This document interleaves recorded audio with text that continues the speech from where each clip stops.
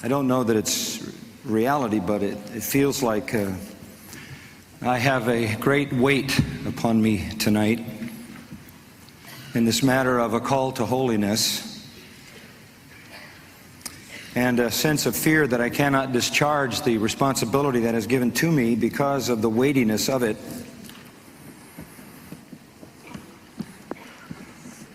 We have learned all about the priority of holiness in these days, and now it's time for us to look at our own lives and to hear the call of God to holiness. We all know that the New Testament is filled with calls to holiness.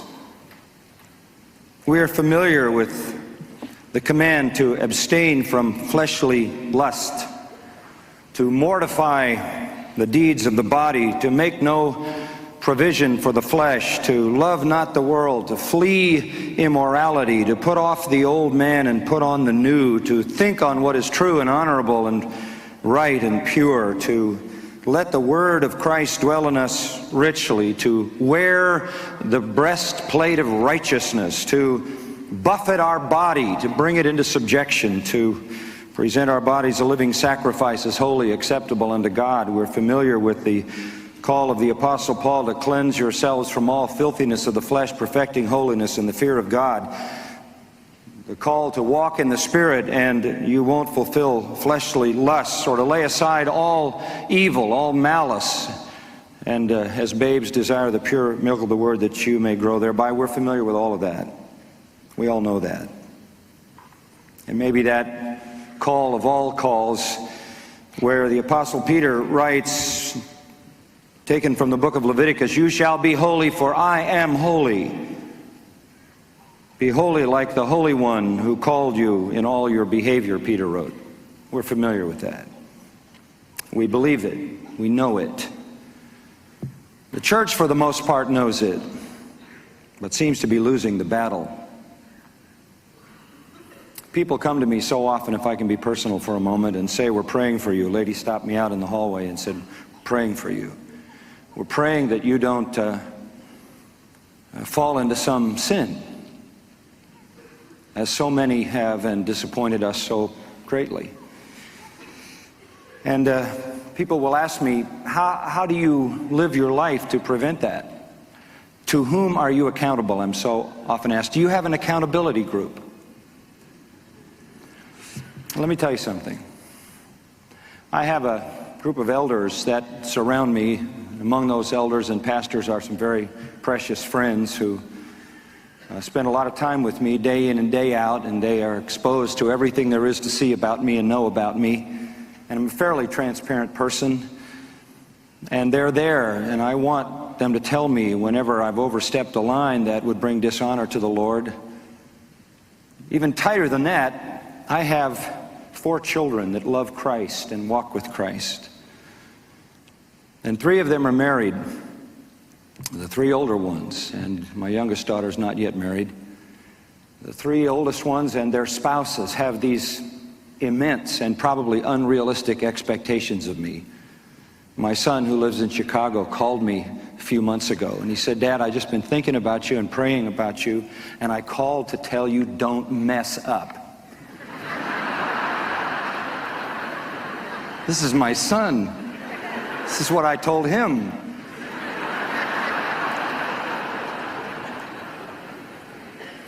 He says, "Dad, do you know what you would do to me and the other kids if you ever messed up your life, did something immoral?" And I said, "Well, Mark," I said, "I thank you for your prayers and your concern. It means everything to me." And then I have 11 little grandchildren, from 11 down. They expect their papa to live the way God tells us to live.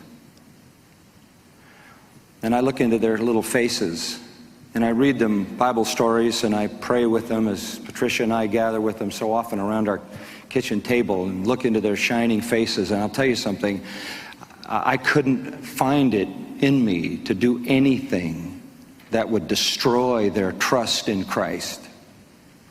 It would kill me But the most intimate point of accountability, humanly speaking, that I have is my beloved treasure, Patricia, and she's right here in the second row. Most of you don't know her. You should, honey. You need to let them see how God blessed me, please.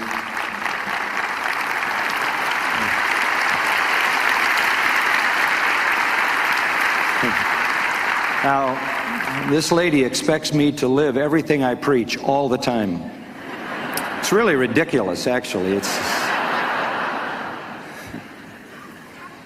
I want to be Christ to her. I don't want her to be disappointed in her pastor. Can you understand that? I don't want her heart turned away from Christ. I don't want the standard lowered. That's accountability. Her expectations and my love for her are accountability. But you know, in the end, as precious as all those people are, as intimately as they are connected to my life, even they don't know what I think. You know that? And if you're going to be holy, my friend, you have to win the battle on the inside. That's what I want to talk about. I have a text, and if we have time, I will refer to it. 2 Corinthians 1:12. This is a strange approach for me because I have a very long introduction followed by a very brief exposition.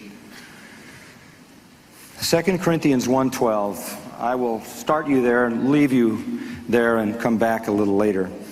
Listen to it. Our proud confidence, or our true spiritual boast, we could say, is this. Mark this: the testimony of our conscience,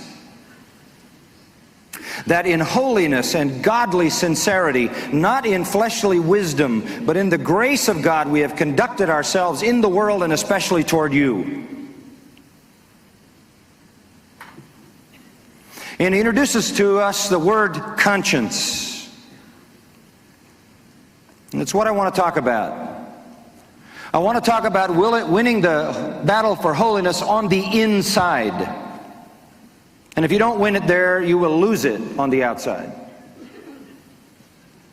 John Owen wrote, "Let not that man think he makes any progress in holiness while he walks not over the bellies of his lusts." Owen also wrote, and it is here that we will stop to consider our subject. He wrote, "If you want to kill sin, quote, load your conscience with the guilt of it," end quote. The key to holiness, I believe, in your life is your conscience. I don't know if you've ever heard a message about the conscience. I don't know if you understand how the conscience functions. And I think it's my duty before the Lord to be discharged to you tonight to tell you about your conscience. Most Christians have made very little consideration of the conscience.